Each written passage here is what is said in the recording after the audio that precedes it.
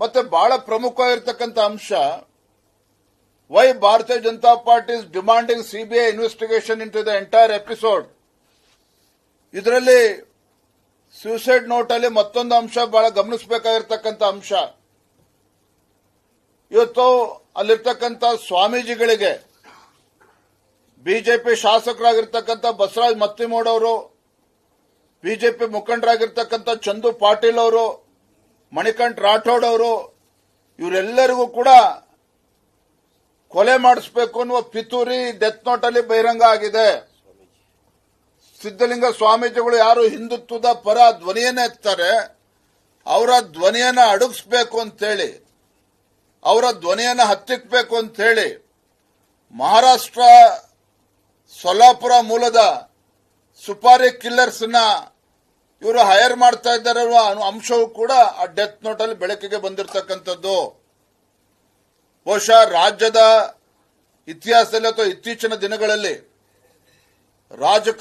ರಾಜಕೀಯದ ಮುಖಂಡರುಗಳು ಅಥವಾ ಪ್ರಭಾವಿ ನಾಯಕರುಗಳು ವಿರೋಧ ಪಕ್ಷದ ನಾಯಕರನ್ನ ಹಿಂದೂ ಪರವಾಗಿರ್ತಕ್ಕಂಥ ಧ್ವನಿಯನ್ನ ಹತ್ತಿಕ್ಕೋದಕ್ಕೆ, ಹೊಸಕಾಕೋದಕ್ಕೆ ಹೊರ ರಾಜ್ಯದ ಸುಪಾರಿ ಕಿಲ್ಲರ್ಸ್ ಅನ್ನ ಉಪಯೋಗಿಸ್ಕೊಳ್ತಾರೆ, ಹೈರ್ ಮಾಡ್ತಾರೆ ಅಂತಕ್ಕಂಥದ್ದು ಇತ್ತೀಚಿನ ದಿನಗಳಲ್ಲಿ ನಾವು ಕೇಳೇ ಇರಲಿಲ್ಲ. ಹಾಗಾಗಿ ಇದು ಬಹಳ ಗಂಭೀರವಾಗಿರ್ತಕ್ಕಂಥ ಪ್ರಕರಣ. ಒಂದು ಕಡೆ ಬಡ ಕುಟುಂಬಕ್ಕೆ ನ್ಯಾಯ ಸಿಗಬೇಕು, ಮತ್ತೊಂದು ಕಡೆ ಇದು ಸಿಬಿಐ ತನಿಖೆ ಆಗಬೇಕು. ಕಾರಣ ಏನು ಅಂತೇಳಿ ಈಗ ಹೇಳಿದ್ದೇನೆ. ಆ ಡೆತ್ ನೋಟ್ ಅಲ್ಲಿ ಬರೆದಿರ್ತಕ್ಕಂಥ ಎಲ್ಲಾ ಅಂಶಗಳು ಕೂಲಂಕುಷವಾಗಿ ಪಾರದರ್ಶಕವಾಗಿ ತನಿಖೆ ಆಗಬೇಕು. ನಮ್ಮ ರಾಜ್ಯದ ಪೊಲೀಸ್ ವ್ಯವಸ್ಥೆಯಿಂದ ಅಂತ ಒಂದು ಪವರ್ಫುಲ್ ಫ್ಯಾಮಿಲಿ ಏನಿದೆ, ಖರ್ಗೆ ಫ್ಯಾಮಿಲಿ ವಿರುದ್ಧ ತನಿಖೆ ಮಾಡೋದಕ್ಕೆ ಸಾಧ್ಯ ಇಲ್ಲ. ನಿಷ್ಪಕ್ಷಪಾತವಾಗಿರ್ತಕ್ಕಂಥ ತನಿಖೆ ಆಗೋದಕ್ಕೆ ಸಾಧ್ಯ ಇಲ್ಲ. ಹಾಗಾಗಿ ಇದು ಸಿಬಿಐ ತನಿಖೆನ ಆಗಬೇಕು ಅನ್ನುವ ಆಗ್ರಹವನ್ನ ನಾವು ಮಾಡ್ತಾ ಇದ್ದೇವೆ. ಬಿಜೆಪಿಯ ಮುಂದಿನ ನಿಲುವೇನು, ನಿಮ್ಮ ಹೋರಾಟ ಏನು ಅಂತೇಳಿ ನೀವು ಕೇಳಬಹುದು. ನಾವು ನಿನ್ನೆ ದಿನ ತೀರ್ಮಾನ ಮಾಡಿದ್ದೇವೆ, ನಾವೆಲ್ಲ ಪಕ್ಷದ ಮುಖಂಡರು ಚರ್ಚೆ ಮಾಡಿದ್ದೇವೆ.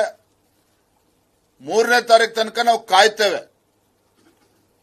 ಆ ಭಗವಂತ ಸ್ವಲ್ಪ ಬುದ್ಧಿ ಕೊಟ್ಟು ಮುಖ್ಯಮಂತ್ರಿಗಳು ಸ್ವಯಂ ಪ್ರೇರಣೆಯಿಂದ, ಆ ಭಗವಂತ ಬುದ್ಧಿ ಕೊಟ್ಟು ಮುಖ್ಯಮಂತ್ರಿಗಳು ಸ್ವಯಂ ಪ್ರೇರಣೆಯಿಂದ ಸಿಬಿಐ ತನಿಖೆಗೆ ಆದೇಶ ಮಾಡಿದ್ರೆ ಒಳ್ಳೆಯದು. ಇಲ್ಲ ಅಂತ ಹೇಳಿದ್ರೆ ಜನವರಿ 4ನೇ ತಾರೀಕು ಶನಿವಾರ 2025 ಜನವರಿ 4ನೇ ತಾರೀಕು ಶನಿವಾರ ಗುಲ್ಬರ್ಗಾದಲ್ಲಿ ಬೃಹತ್ ಪ್ರತಿಭಟನೆಯನ್ನ ಭಾರತೀಯ ಜನತಾ ಪಾರ್ಟಿ ಹಮ್ಮಿಕೊಂಡಿದೆ.